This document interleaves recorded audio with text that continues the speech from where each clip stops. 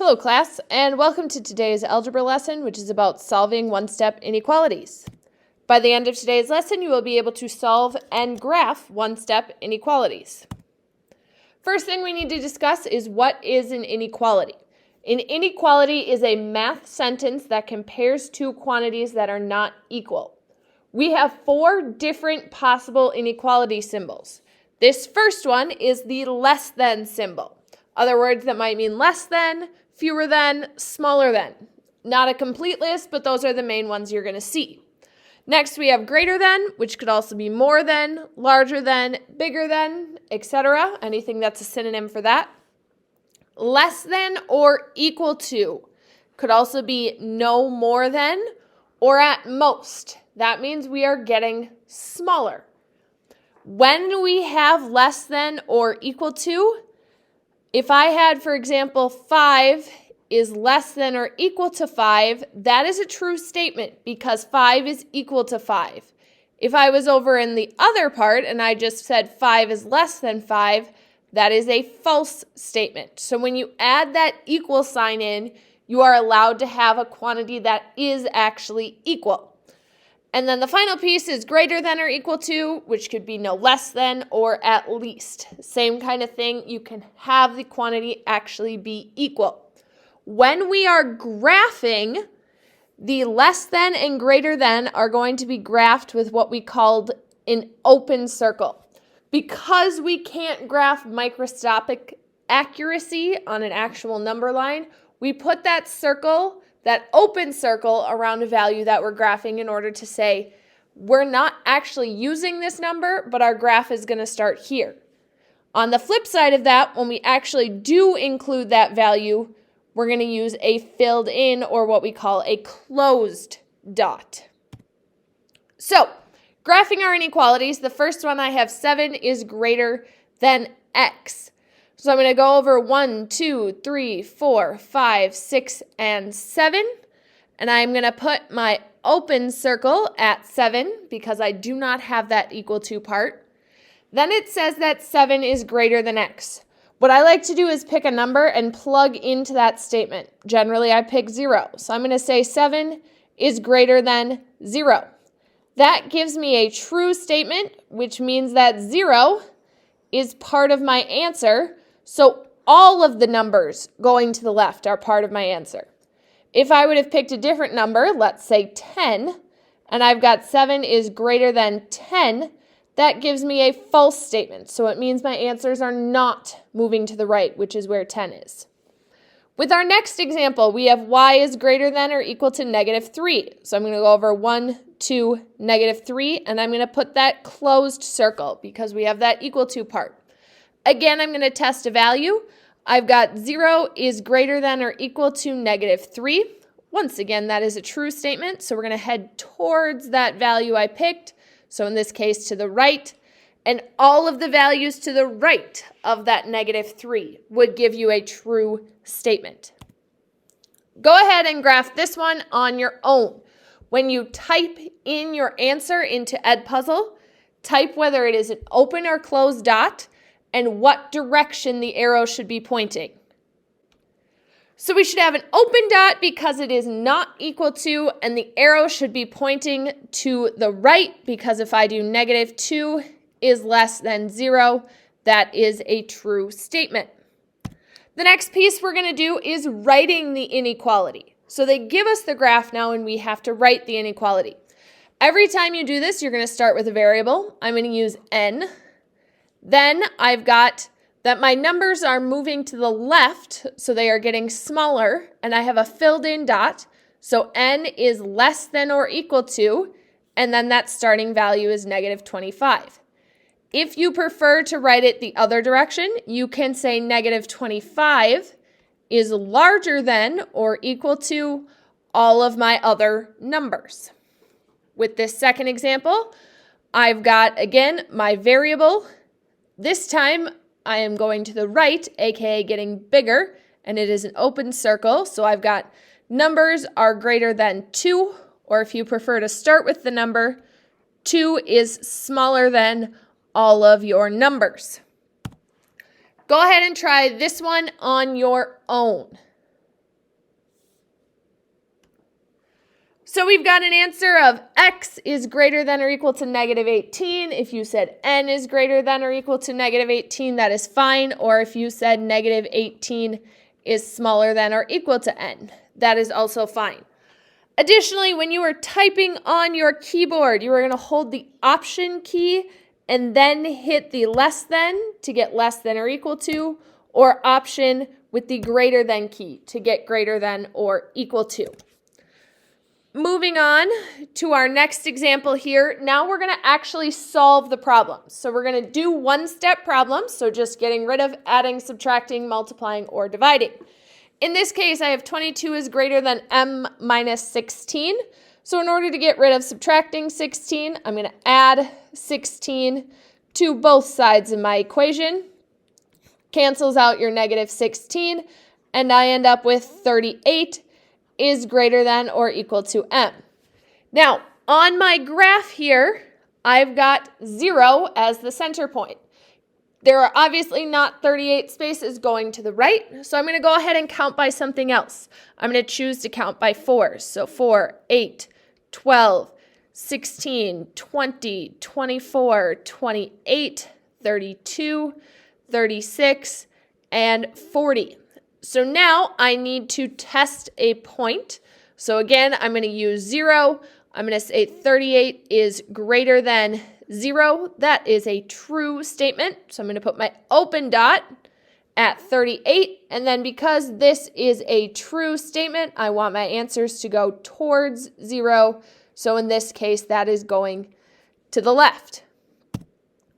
Go ahead and try this one on your own. When you type it into Edpuzzle, type in the inequality, type in open or closed circle, and then type in the direction of the arrow. So the inequality, we're going to end up with p is greater than or equal to 8. Then our circle is closed and our direction is moving to the right. Sometimes we have inequalities where we've got two variables. So our job is to get our variables together. So I'm going to start this one by subtracting 4h from both sides so that I have my variable isolated. That's going to give me h is greater than or equal to 12. Once again, 12 is not going to fit on my number line, so I'm going to count by 2s this time. 2, 4, 6, 8, 10, 12. 14, 16, 18, and 20. Then when I test my point, I've got 0 is greater than or equal to 12. That is a false statement. So we are not going to move towards 0 this time. So I'm going to put my closed dot at 12 because we have that equal to part. And then we're going to move away from 0, aka to the right in this scenario.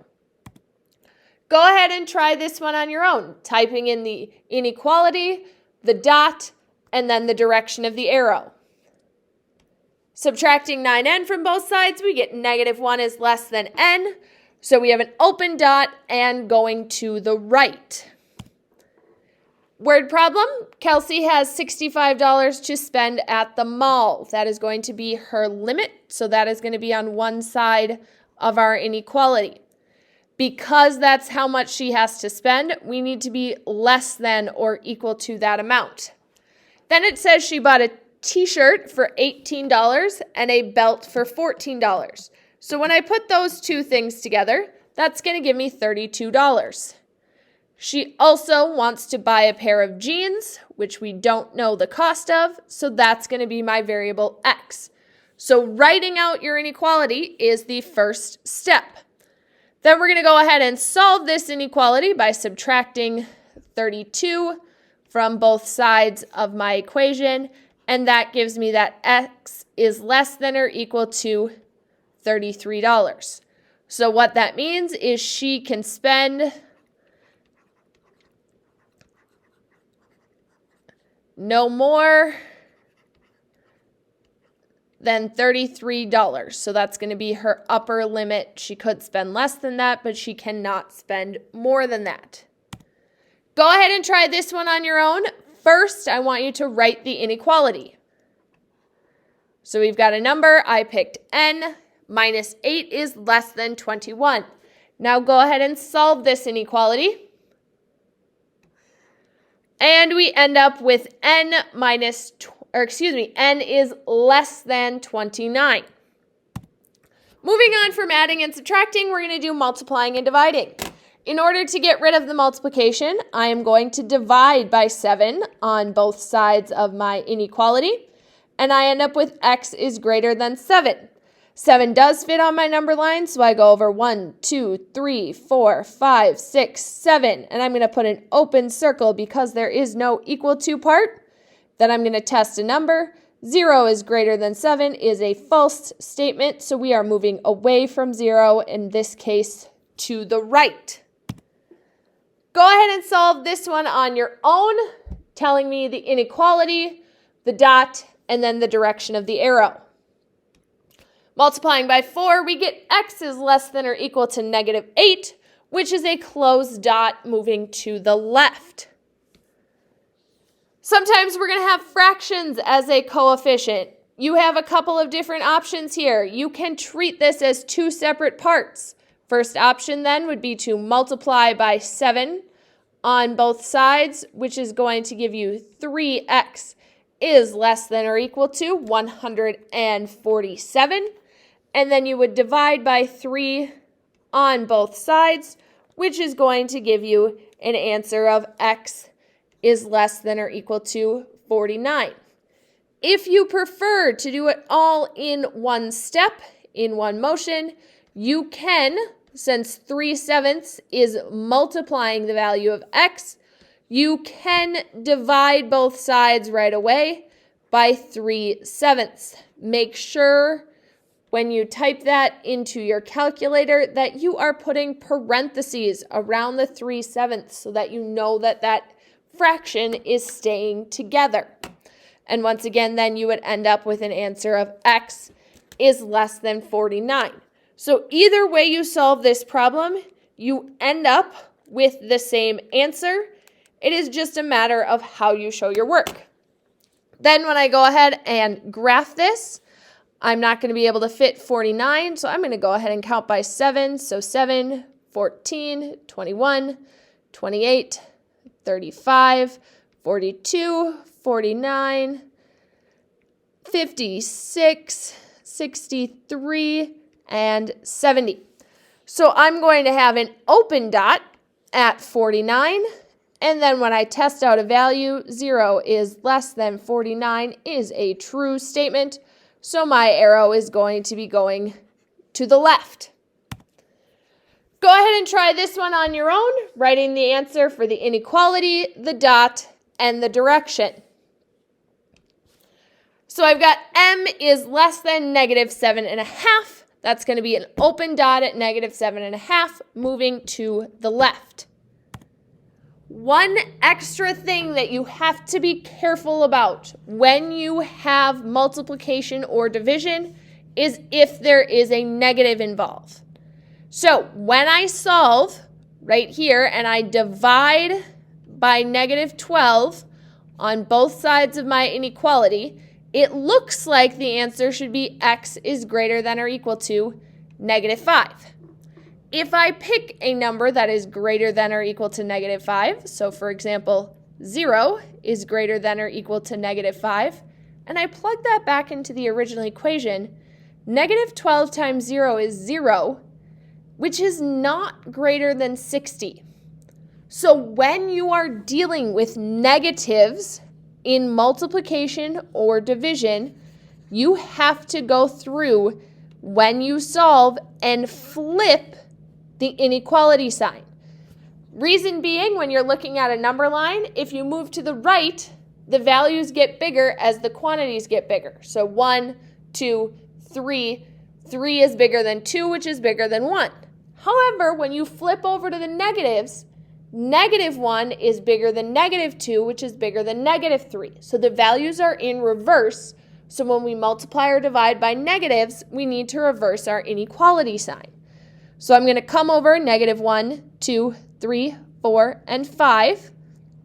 I'm going to put my filled in dot, and then 0 is not less than or equal to -5. That's a false statement, so we are going to move to the left to find the values that work for this inequality. So just to recap there, when solving inequalities, if you are multiplying or dividing by a negative, not if the answer part is negative, if the value you are multiplying or dividing by is negative, then you need to flip the inequality sign. So change the direction that it is facing. Go ahead and try this one on your own. Write the inequality, the dot, and the direction of the arrow. Multiplying by -2 on both sides and remembering to flip that inequality, we've got x is less than 6, which is going to give you an open dot going to the right. Last thing here, a word problem says fewer than 84 students. So fewer than 84 means that we're going to be at less than 84. Said they've never made a purchase online. This is about 1/8 of all the students who were surveyed. So I'm going to have 1/8 of my students, X, that were surveyed. How many students were surveyed? So I've got 1/8 multiplying that value. I'm going to go ahead and divide by 1/8 on both sides of my inequality. And when I do that, I am going to get a final answer of X is less than 672 students surveyed. So that means there are fewer than 672 students who took this survey. Go ahead and try this one on your own. First, just write the inequality. So I've got -5 is less than or equal to, because at most means we're getting smaller, 16. Now go ahead and solve this on your own. Dividing by -5 on both sides means that you're going to flip that inequality sign, giving you x is greater than or equal to -3.2. If you have questions about this or anything else from the lesson, please feel free to reach out and let me know.